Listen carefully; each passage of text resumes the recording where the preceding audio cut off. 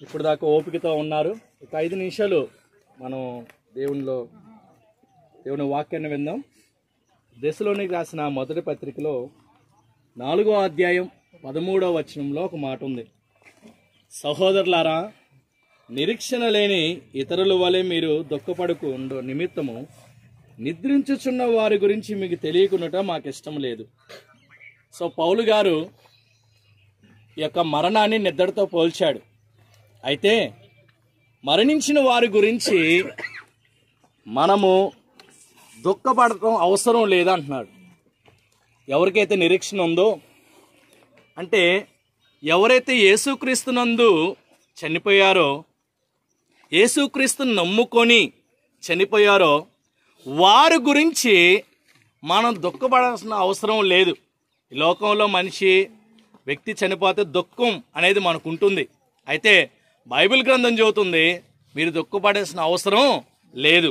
ఎందుకు మనం దుఃఖపడని అవసరం లేదు అనే బైబిల్ గ్రంథం చెబుతుందంటే ఒక 5 మాటలు చెబుతాను. 5 నిమిషాల్లో ఒక 5 మాటలు. మొట్టమొదటిది ప్రకటనల గ్రంథం 14:13లో ఒక మాట ఉండిద్ది.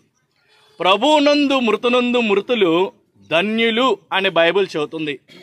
మొట్టమొదటిది ఎందుకు దుఃఖపడకూడదంటే, ధన్యులుగా మరి ఈ నిన్నటి దినాన వసంత గారు మనల్ నుంచి మరి వెళ్ళిపోయారు, మరణించారు. ప్రభువునందు మరణించారు. ఎవరైతే ప్రభువునందు మరణించారో బైబిల్ ధన్యులు అని పిలుస్తుంది. వాళ్ళు ధన్యులుగా మార్చబడ్డారు. యేసుక్రీస్తునందు బ్రతుకున్నప్పుడు ఎవరైతే యేసుక్రీస్తుని నమ్ముకుంటారో వాళ్ళు చనిపోయిన తర్వాత ధన్యులుగా పిలువబడుతున్నారు. బ్రతుకున్నప్పుడు ధన్యులు వేరు, చనిపోయిన తరువాత ధన్యులుగా పిలువబడటం వేరు. సో వసంత గారు ధన్యురాలుగా మార్చబడ్డారు. మొట్టమొదటిది ఎందుకు దుఃఖపడక్కర్లేదంటే ఆమె ధన్యురాలుగా మార్చబడింది.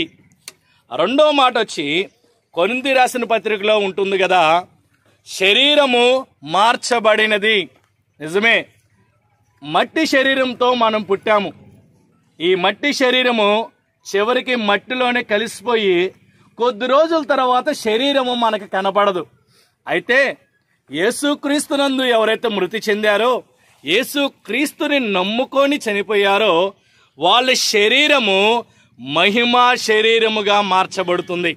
మొట్టమొదటిది ధన్యులుగా మార్చబడుతుంది. రెండవది శరీరము మార్చబడుతుంది. క్షయమైన శరీరము అక్షయమైనదిగా మార్చబడుతుంది. ఇందాక బైబిల్ వాక్యంలో మనం చూసాం, ఘనహీనమైనది మహిమా శరీరంగా మార్చబడుతుంది, బలహీనమైనది బలమైన శరీరంగా మార్చబడుతుంది. ప్రకృతి సంబంధమైన శరీరము ఆత్మ సంబంధమైన శరీరముగా లేపబడుతుంది. సో అందుకని మనం దుఃఖపడని అవసరం లేదు అని బైబిల్ చెబుతుంది. ఎందుకు దుఃఖపడని అవసరం లేదంటే ఆమె యేసుక్రీస్తునందు చనిపోయింది కాబట్టి ధన్యురాలుగా పిలువబడుతుంది, ధన్యురాలుగా మార్చబడింది. ఎందుకు దుఃఖపడాల్సిన అవసరం లేదంటే రెండోది శరీరం మార్చబడింది, మహిమ శరీరం ధరించుకుంటుంది. మూడోది మన యోహాన్ పత్రికలో మనం చూస్తే, యోహాన్ సువార్తలో నేను వెళ్ళి మీకు స్థలము సిద్ధపరుస్తున్నాను అని యేసుక్రీస్తు వారు అంటున్నాడు. అంటే స్థలము మార్చబడింది. ఇప్పుడు దాకా వసంత గారు మరి చిలకలూరుపేటలో నివాసం ఉన్నారు, వాళ్ళ స్థలం అది. లేకపోతే మరి ఇప్పుడు దాకా ఎక్కడున్నారంటే సిరిపురంలో ఉన్నారు. అయితే చనిపోయిన తరువాత యేసుక్రీస్తునందు చనిపోయిన తర్వాత ఆ స్థలము మార్చబడింది. ఇప్పుడు ఆ స్థలం ఏంటో తెలుసా? పరలోక రాజ్యము.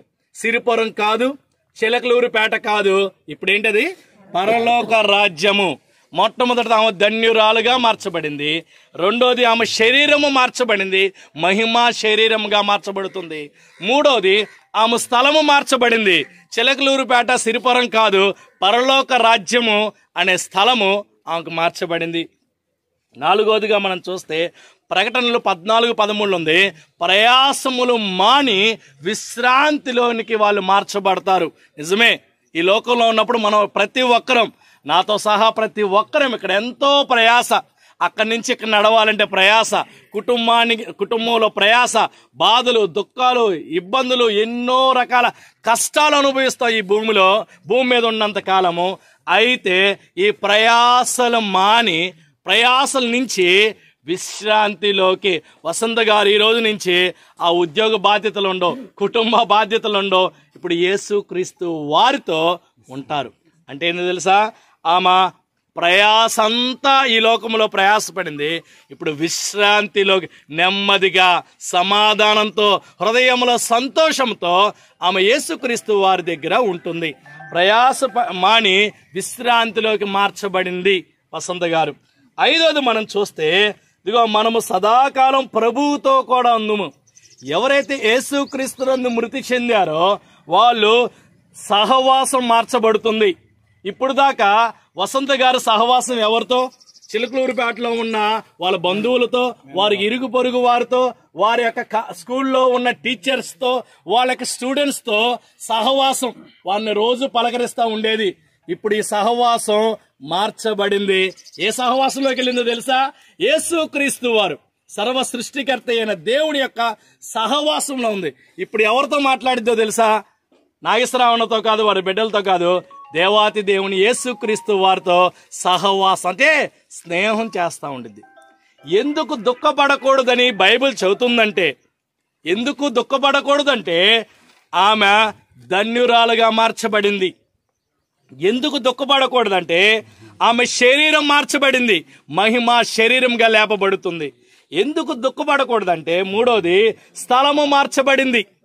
ఆమె పరలోక రాజ్యంలో ఒక స్థలంలో ఉంది.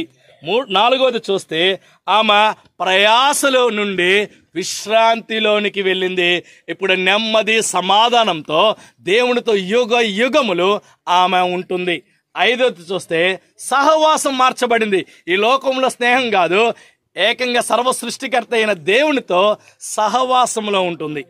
సో ఈ మృతి ద్వారా ప్రభువునందు మృతులు ధన్యులు. కాబట్టి యేసుక్రీస్తునందు ఎవరైతే ఇంకా ఇక్కడున్న వాళ్ళు ఎవరైతే యేసుక్రీస్తుని నమ్ముకోలేదో, ఈ మరణం సాదృశ్యం ఏం చెబుతుందంటే, మీరు కూడా యేసు ప్రభువుని నమ్ముకోండి, నాలాగా ధన్యులో ఉండి, నాలాగా స్థలం మార్చుకోండి, నాలాగా సహవాసం మార్చుకోండి, నాలాగా విశ్రాంతిలో. ఎప్పుడో చనిపోతాం అనుకోలేదు వసంత గారు, ఇంత తొందరగా చనిపోతారు వాళ్ళ కుటుంబ సభ్యులు కూడా అనుకోలేదు. కానీ మనం ఎప్పుడో కూడా చనిపోతాం. నిన్న 8th క్లాస్ అమ్మాయి గుండెపోటుతో మరణించిందనే వార్త మనందరికి తెలిసిన వార్తే. 8వ తరగతి చదివే అమ్మాయి గుండెపోటుతో మరణించిందంటే ఎంత దుఃఖకరం. ఎప్పుడేమవుతుందో తెలియదు. కాబట్టి బ్రతుకున్నప్పుడే మనందరం యేసుక్రీస్తులో నమ్ముకొని ఆ రక్తం చేత కడగబడి ఆయన యందు చనిపోతే నిత్య పరలోక రాజ్య వారసులంగా ఆమెతో, వసంత గారితో మనందరము యుగ యుగాలు దేవుడితో ఉండే భాగ్యము మనందరికీ దేవుడు దయచేయను గాక. ఈ చిన్న వాక్యం దేవుడు దీవించును గాక. వచ్చేసి వాక్యం కొరకై స్థానికంగా ఎవరన్నా ప్రార్థన చేస్తారు? డానియేల్ గారు ఉన్నారు. డానియేల్ గారు వాక్యం కొరకు ప్రార్థన చేస్తారు. చెన్నై నుంచి వచ్చిన దేవుని సేవకులు.